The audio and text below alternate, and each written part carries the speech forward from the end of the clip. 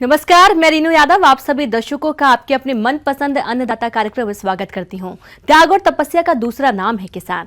कृषि उसकी भक्ति है और कृषि उसकी शक्ति है। कृषि उसकी निद्रा और कृषि उसका जागरण है। ऐसे ही भारतीय किसानों को खेती बाड़ी से जुड़ी बहुत सी नई लाभकारी जानकारियां देने के लिए हर रोज सुबह हम आपके साथ आते हैं। किसान भाइयों, जैसे कि प्रदेश के कई क्षेत्रों में खरीफ फसलों की बुवाई का काम चल रहा है, लेकिन किसान फसलों की बुवाई आनन फानन में बीजों को उपचार किए बिना ही कर देते हैं, जिससे बीज और मिट्टी में रहने वाले कीट रोगों से फसल नष्ट हो जाती है। ऐसे फसल से अच्छा उत्पादन लेना तो दूर, बल्कि किसानों को लगाई गई लागत निकालना भी मुश्किल हो जाता है और इसलिए बुवाई से पूर्व बीजों को उपचारित करना जरूरी होता है।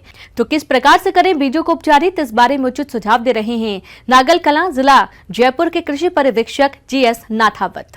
किसान भाइयों, खरीफ फसलों की बुआई का समय है। खरीफ फसलों में विशेष तौर से जो मूंगफली की बुआई होनी है, मूंगफली की बुआई में सबसे पहले जो है ना अपन बीज उपचार करके बोए, जिससे क्या है कि आगामी जो फसल जो अपनों को मिले वो रोग रहित और कीट रहित मिले। हमेशा देखने में आता है कि किसान फसलों में लगने वाले रोगों और कीटों के नियंत्रण के लिए कई तरह के रसायनों का अंधाधुंध प्रयोग करते हैं, जिससे लागत खर्च बढ़ जाता है और फसल से उत्पादन भी कम मिलता है। तो इस तरह की समस्या से किसान कैसे बचे, इस बारे में जानते हैं। इसके लिए सबसे पहले जो है अपने उस बीज को उपचार करें। उपचार में जो है पहले फंजीसाइड से उपचार करें। फंजीसाइड का मतलब फफूंदनाशी से उपचारित कर दें। फफूंदनाशी से उपचारित करने का मतलब जो अपने जो रूट रोड या कालीजर वगैरह ये जो होती है ये नहीं होगी। अपन जो फंजीसाइड से जो उपचार करते हैं, फंजीसाइड पे जो है वो थायरम और कार्बनडिजियम या 1.5 ग्राम लेकर के 1 किलो बीज के लिए पर्याप्त है। इसके बाद में कीटनाशी दवा से उपचार करें। कीटनाशी दवा जैसे क्लोरोपाइरिपास है, जो सफ़ेद लट में जो है फ़ायदेमंद रहती है। अपन क्लोरोपाइरिपास लेते हैं जो 4 ml प्रति किलो बीज में उपचारित करें। इसके बाद में राइजोबियम कल्चर से उपचारित करें। और जो कल्चर पैकेट है, कल्चर पे जो फास्फेटिक कल्चर है, फास्फेटिक कल्चर और अपना एजेक्टोबैक्टर कल्चर, इन कल्चरों को जो है वो काम में ले 3 कल्चर पैकेट प्रति हेक्टेयर की दर से काम में लेते हैं, जिससे क्या है कि अपने फास्फोरस की पूर्ति भी हो जाए। FIR विधि से करें बीजों का उपचार, फसलों से ले भरपूर पैदावार। इसके लिए बीज उपचार करने का सही तरीका इस प्रकार है। बीज उपचार के लिए FIR क्रम ही काम में लेते हैं। इसके लिए सीड ट्रीटेड ड्रम जो है वो हर पंचायत मुख्यालय पर मौजूद है। उस सीड ट्रीटेड ड्रम में जो है ना इन दवाइयों को डाल करके और उपचारित करें। इसके साथ ही जो है अपन उसकी फ्यूम को थोड़ी देर रखें, जिससे एक साथ नहीं खोलें। एक साथ खोलने के बाद उसकी फ्यूम बाहर आ जाती है, इसलिए उसको रखे हुए ही रखें। बीज उपचार करते समय हमें सावधानियां भी रखनी है। मुंह के ऊपर जो है वो मास्क लगाना है, जिससे क्या है कि सांस के साथ जो है उसकी फ्यूम अंदर नहीं जाए। इसके बाद जो है वो ग्लोव्स पहनने हैं। अपन को ग्लोव्स इसलिए पहनते हैं कि शरीर पे जो है किसी तरह का कोई नेगेटिव इफेक्ट नहीं हो। बीज उपचार करने के बाद अपन जो है उस बीज को जो है वो ज़्यादा देर तक रखें नहीं और उसकी बुआई जो है वो कर देनी चाहिए। इसलिए ये सावधानी की बात है कि अंकुरण भी बाधित नहीं हो और अपने जो बीज उपचार भी हो जाए। किसान भाइयों, बीज उपचार करने के फायदे कौन कौन से हैं? वह इस प्रकार से हैं। खेत में बीजों का समान अंकुरण होता है। खेतों में पौधों की संख्या उचित रहती है।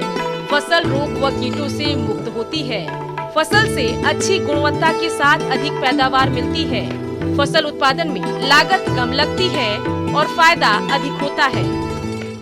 किसान भाइयों, जैसा कि प्रदेश में मौसम बदल रहा है और ऐसे में जिन किसानों ने दुधारू पशुओं का पालन किया है, वो अपने पशुओं के समय बदलते मौसम में उचित देखरेख कर खास ध्यान दें, जिससे वे स्वस्थ रहें और उनसे दूध का अधिक उत्पादन मिलता रहे। तो आप अपने पशुओं को बीमारियों से बचाव के लिए टीकाकरण भी करवाते हुए आवास और आहार प्रबंधन किस तरह से करें, इसकी जानकारी दे रही हैं डॉक्टर प्रीति लखानी।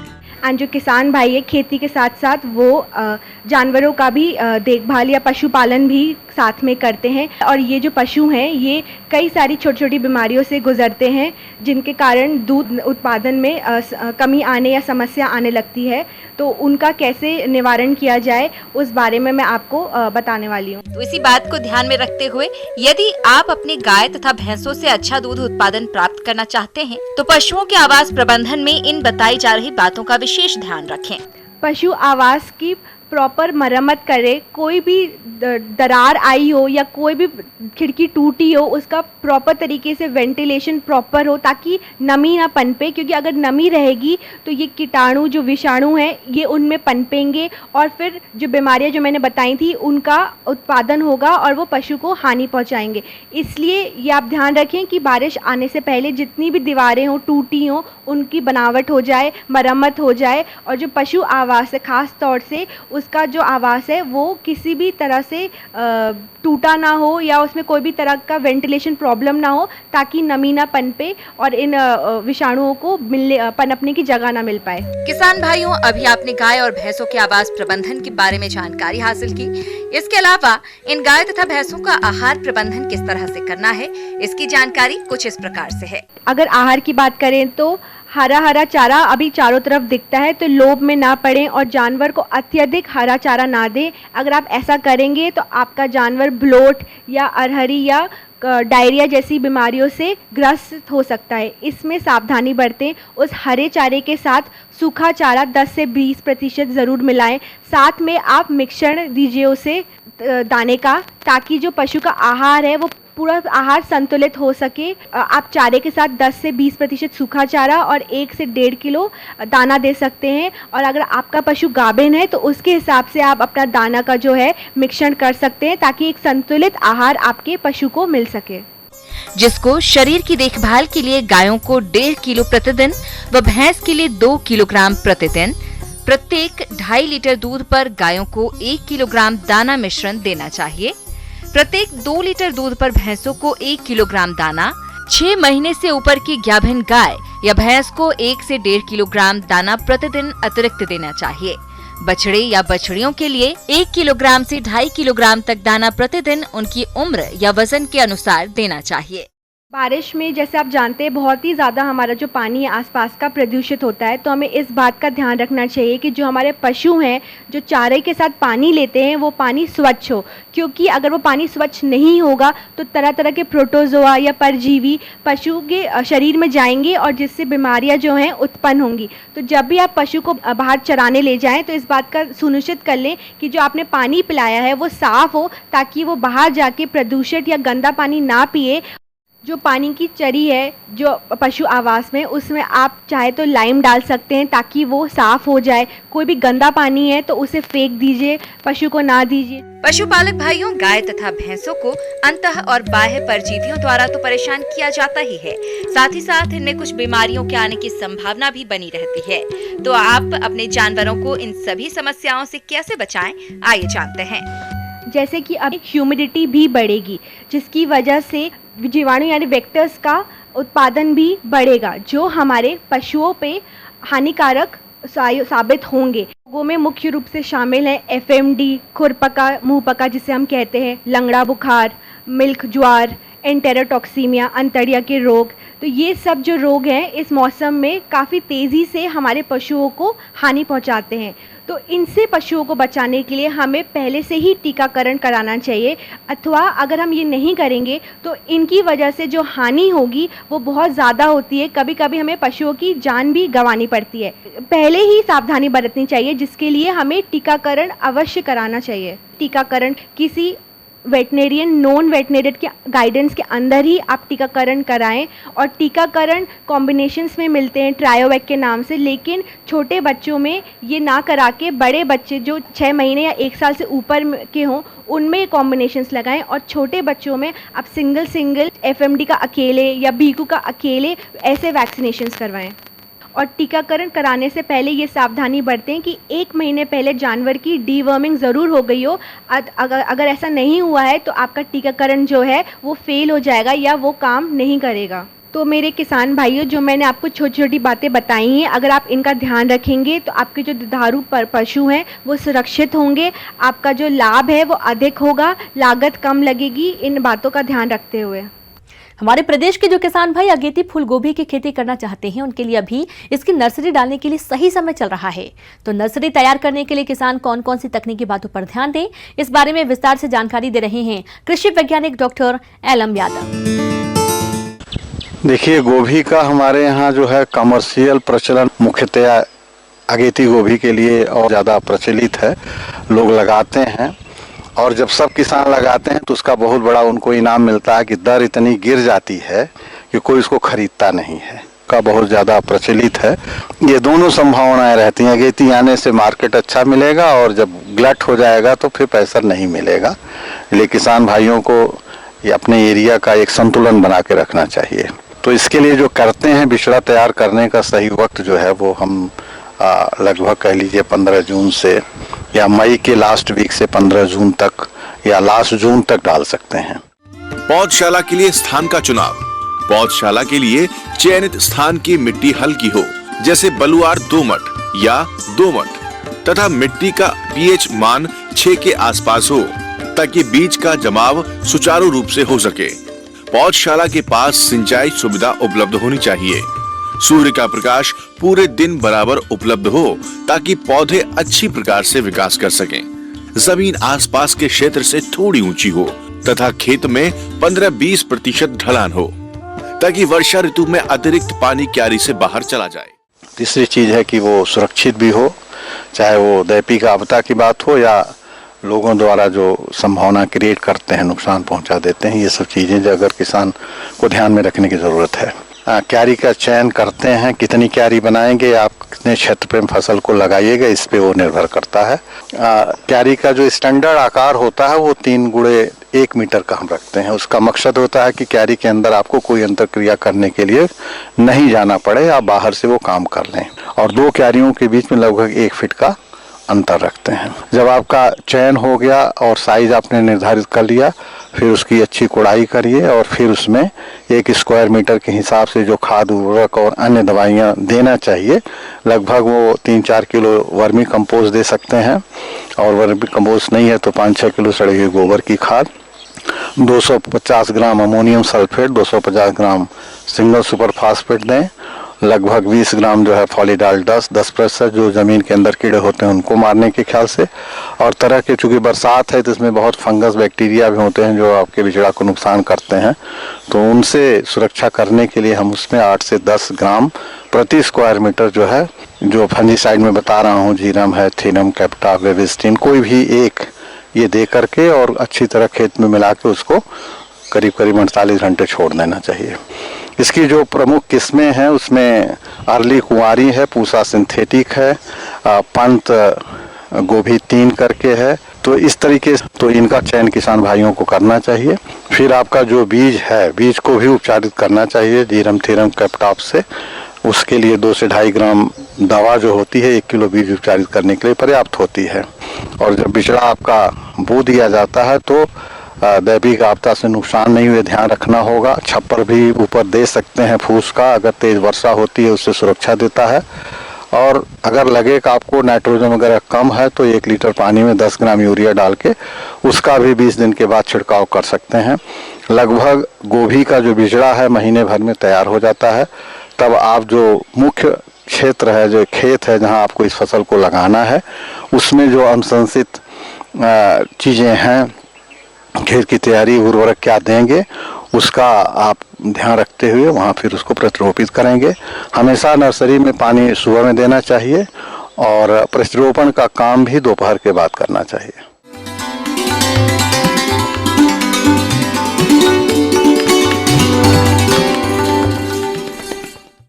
अन्नदाता हेल्पलाइन निशुल्क फोन संपर्क सेवा के माध्यम से आपके द्वारा पूछे गए प्रश्नों में से 1 या 2 जो महत्वपूर्ण प्रश्न होते हैं उनको हम अपने कार्यक्रम में शामिल करते हैं। और इसी के तहत आज का चयनित प्रश्न और उसका जवाब इस प्रकार है।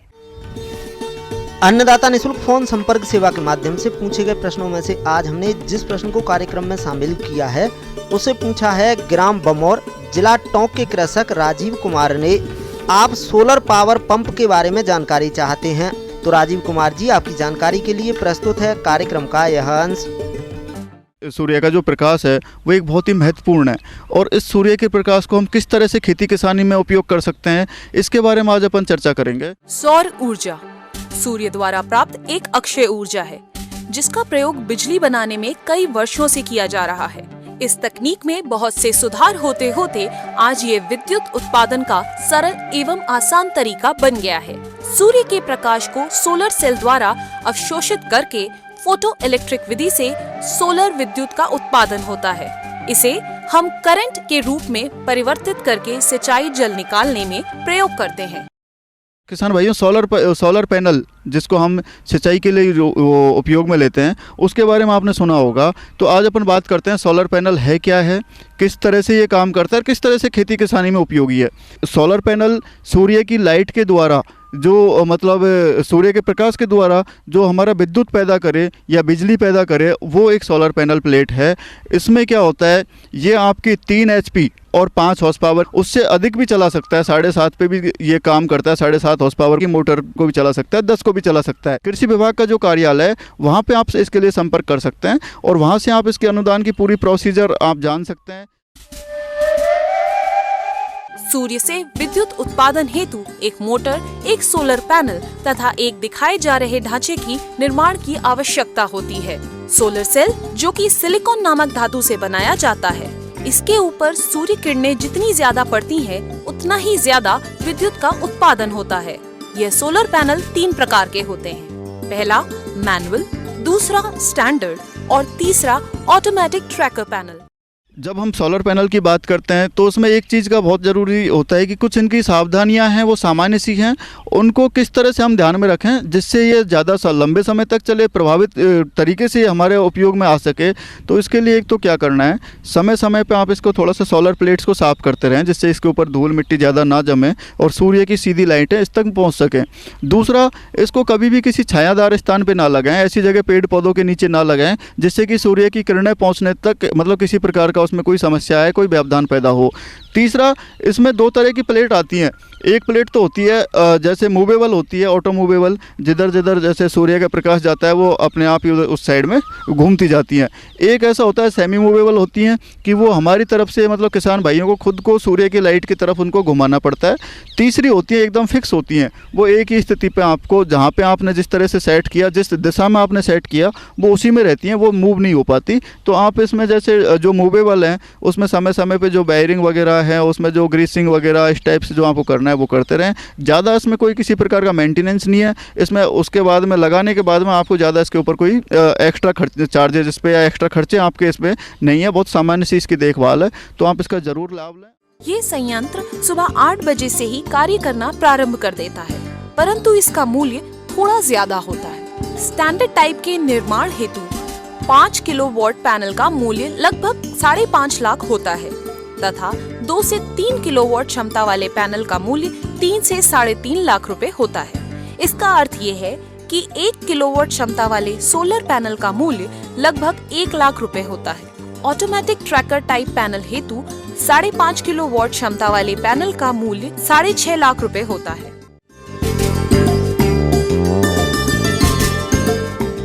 अगर आपकी विद्युत मोटर 2 हॉर्स पावर की है तो उसे 2 किलोवाट के सोलर पैनल से आसानी से चलाया जा सकता है, और यदि आपकी मोटर 5 हॉर्स पावर की है तो उसके लिए 5 किलोवाट का सोलर पैनल लगाना पड़ेगा। सोलर पैनल द्वारा उत्पादित करंट डीसी होता है, जबकि हमारी विद्युत मोटर एसी करंट से चलती है। अतः इस डीसी करंट को एसी करंट में परिवर्तित करने के लिए पीएफटी नामक एक उपकरण लगाना पड़ता है। इसे हम विद्युत मोटर में लगाते हैं। यह सोलर पैनल पूरी तरह से सुरक्षित है और इसमें कोई खतरा नहीं है। अगर किसान इसे बंद करना भूल ही जाए तो ये एक निश्चित समय के उपरांत स्वयं बंद हो जाता है और अगले दिन फिर से कार्य करना प्रारंभ कर देता है। यह सोलर पैनल एक बार लगाने के बाद लगभग 25 वर्ष तक कार्य करता है तथा कुछ कंपनी सोलर पैनल पर 5 साल की गारंटी व निःशुल्क सर्विस भी देती है। यह सोलर पावर इतना सुरक्षित है कि इससे विद्युत मोटर जलने की कोई भी संभावना नहीं होती। इस सोलर पैनल से पानी निकालकर हम फव्वारा अथवा ड्रिप सिस्टम से सिंचाई कर पानी की भी बचत कर सकते हैं। सोलर पंप न केवल बिजली की अनिश्चितता से बचाता है, बल्कि विद्युत बिल व डीजल द्वारा सिंचाई में आने वाले खर्च को भी बचाता है। ये बहुत ही उपयोगी है, इसलिए उपयोगी है क्योंकि आजकल कई बार हमारे सरकारें खूब प्रयास करती हैं, लेकिन फिर भी किसान भाइयों को जितना बिजली मिलनी चाहिए या उनको जितनी रिक्वायरमेंट्स होती है, कई बार हम लोग उतना नहीं दे पाते। ये आप दिन में कर सकते हैं, जब चाहें आप इसको स्टार्ट कर सकते हैं दिन सूर्य के प्रकाश में। तो इससे क्या है, आप पूरी तरह से किसी के ऊपर डिपेंडेंट नहीं है, किसी के ऊपर निर्भर नहीं है, आप स्वयं आत्मनिर्भर बन करके अपनी खेती किसानी का कर सकते हैं। उससे आपको कई सारे आपकी इनकम में भी आपको बेनिफिट होगा, सरकार की तरफ से जो सब्सिडी है उसका भी आपको फ़ायदा मिल जाएगा। और इस तरह से आप क्या है, ये सोलर सिस्टम का हमारे प्रकृति द्वारा प्रदत्त जो संसाधन है उनका आप उपयोग करके अधिक से अधिक मतलब आप इसका फ़ायदा लें। आइए अब एक नजर डालते हैं राज्य के कुछ चुनी हुई मंडियों के प्रमुख फसलों के बाजार भाव पर।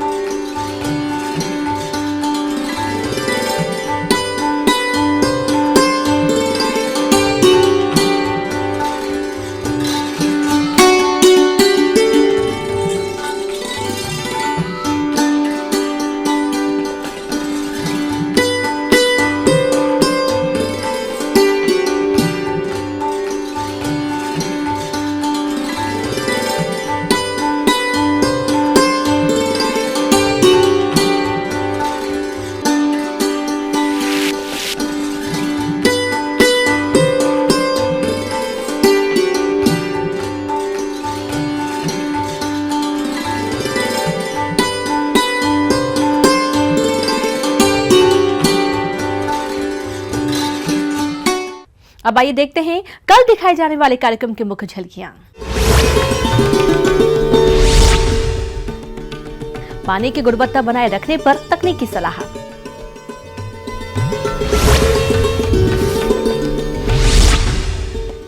पपीता की खेती करके किसान कमा सकते हैं अच्छी आय।